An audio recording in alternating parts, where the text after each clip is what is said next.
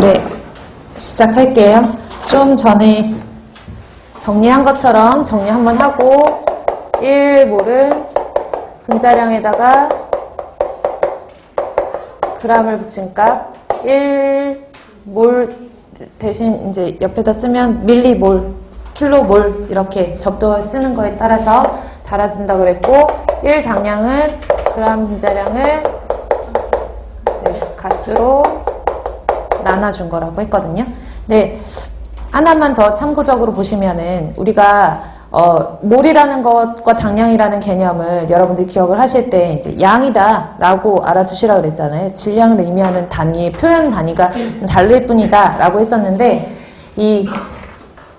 예를 들어서 황산 1몰이다 그러면 바로 98g 이렇게 나오잖아요. 근데 CH4 메탄이에요. 그리고 O2 그러면 산소예요. 다 알고 계시다시피 그럼 메탄 같은 경우에는 1몰은 얼마예요? 라고 하면 그램 분자량이라고 했으니까 12에다가 4 더하면 16이잖아요. 그러면 16g 이렇게 나올 것이고 얘는 1몰은 얼마예요? 그러면 32g 이렇게 나올 거란 말이죠. 그리고 기체 상태에서 뭐 산소, 메탄, 이산화탄소 한번 해볼까요?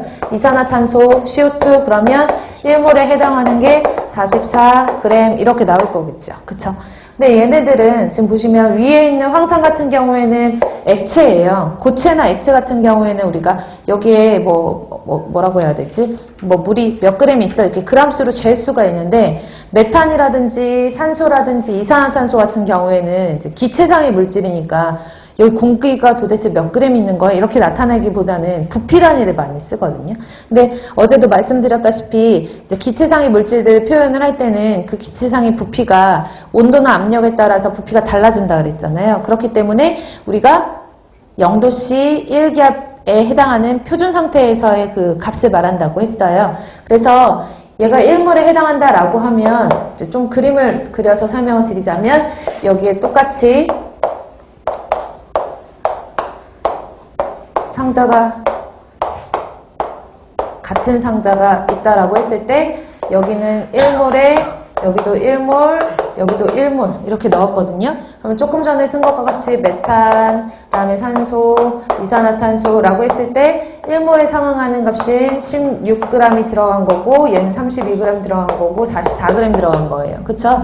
근데 여기서 이 그램수 말고 1몰에 해당하는 기체가 얼마만큼의 부피를 차지할까? 라고 봤더니 1몰에 해당하는 그 기체의 부피는 기체 종류에 상관없이 모두 22.4L예요. 아셨죠? 그래서 1몰에 상응하는 기체상의 물질이다 라고 하면 그 기체의 부피는 22.4L, 22.4L, 22.4L가 있다는 얘기죠.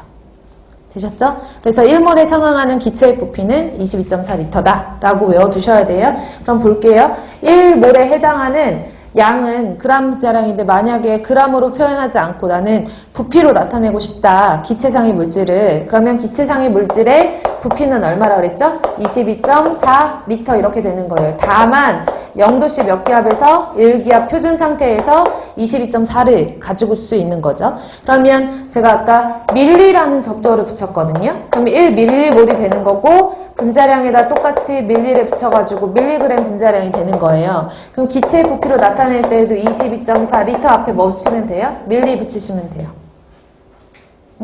하나 더 해볼게요. 킬로몰 있잖아요. 킬로몰. 그래서 1킬로몰이라고 하면 당연히 그램 앞에 킬로라는 접두어 붙여서 킬로그램 분자량이라고 보시면 되고 22.4 앞에 킬로 붙여가지고 킬로리터 하시면 되거든요. 근데 어제 제가 기초단위 설명드릴 때 킬로리터라는 단위보다 뭘 많이 쓴다 그랬죠? 미터의 3승 쓴다 그랬어요. 그쵸? 그래서 미터의 3승을 쓰기 때문에 킬로리터보다는 이렇게 표현을 하시는 거죠. 요 과정을 이용해서 뭐 중요하게 시험 문제가 계산 문제 같은 걸로 응용해서 나올 수 있으니까 이것도 알아두셔야 되니까 참고적으로 여기까지만 정리하고 그 다음에 몰농도로 넘어가도록 할게요. 그래서 몰과 당량에 대해서 설명을 드렸고 그러면 이번에는 그걸 이용해서 몰농도에 대해서 설명을 드리도록 할게요. 농도. 지금부터는 농도에 대해서 설명을 드리면 농도가 뭐예요? 라고 하면 진한 정도잖아요. 똑같이 1리터의 물이 있었는데 한쪽에는 수산화 나트륨을 1몰만 넣었고요. 한쪽에는 수산화 나트륨을 10몰을 넣어놨거든요. 그러면 10몰에 해당하는 값은 400g이잖아요. 1몰이 40g이니까. 그럼 400g의 NaOH가 들어가 있는 쪽의 농도가 어때요? 더 진하잖아요. 그쵸?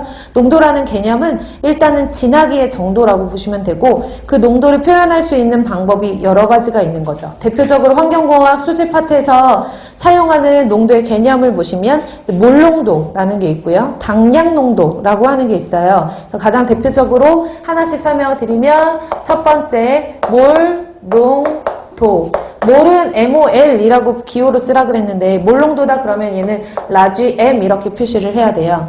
그리고 몰농도의 의미가 뭐냐면 물 1리터 안에 용질이 몇 몰 들어가 있느냐 이거를 우리가 몰농도라고 하거든요. 그러면 아시겠지만 소금을 물에다 넣어가지고 소금물을 만들었어요. 얘는 용액, 물은 용액, 소금은 용질. 그래서 별말 없으면 전체 용액 중에 용질이 얼마만큼 녹아 있느냐 이렇게 표현을 할 때 우리가 농도를 의미를 하거든요. 근데 나는 그러기 싫다. 용매 중에 용질이 얼만큼 녹아 있냐 이렇게 표현을 하기도 하죠. 근데 별말 없으면 그렇게 별도로 이렇게 제시된 조건이 없으면 보통은 용액 전체 중에 용질이 얼만큼 들어가 있냐로 표시를 한단 말이에요. 그럼 몰농도를 보면 몰농도는 라지 M으로 쓰기로 했으니까 1리터 안에 용질이 몇 몰 들어가 있느냐 이렇게 의미를 하거든요. 그러면 리터에 해당하는 거는 용액이고 용액 1리터 안에 용질이 몇 몰 들어가 있느냐 이렇게 표현을 하는 게 몰농도가 되는 거예요. 그럼 앞에서 계속 몰과 연결해서 했으니까 몰농도라는 것은 몰 퍼 리터를 의미한다 그랬잖아요. 1리터 안에 몇 몰이 들어가 있냐. 근데 몇 몰 말고 몇 미리몰이 들어가 있냐 궁금해요. 그럼 밀리라는 적도어는 몰과의 그 상관관계가 10의 마이너스 3승관계가 있는 거잖아요. 작은 거잖아요. 그쵸?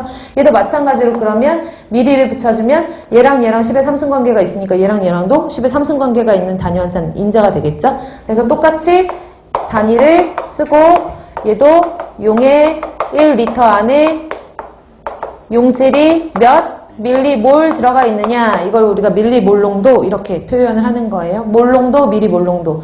근데 굳이 뭐 이거 위에 있는 것만 제대로 잘 알아두시면 이거는 응용이 가능하니까 다 외우시려고 하지 말고 몰농도다 그러면 이것만 기본적으로 알고 계시고 접두어만 붙여주시면 되거든요. 그래서 이거를 알아두시면 돼요. 몰농도. 두 번째로는 뭐 할까요? 몰 배웠어요. 그 다음에 두 번째 당량 배웠거든요. 세 번째는 그러면 몰농도 했고 네 번째는 당량농도라고 하는 걸 할 거예요. 그러면 두 번째는 당량농도라고 하면 이 당량농도는 여러분들이 잘 알고 계시는 N이라고 쓰고요. 일명 노르말 농도라고 얘기를 해요. 그래서 이 당량농도는 노르말 농도라고 하는 경우가 더 많이 쓰이고 그 다음에 다른 말로 규정 농도라고도 하고 또 다른 말로 규정도라고도 해요.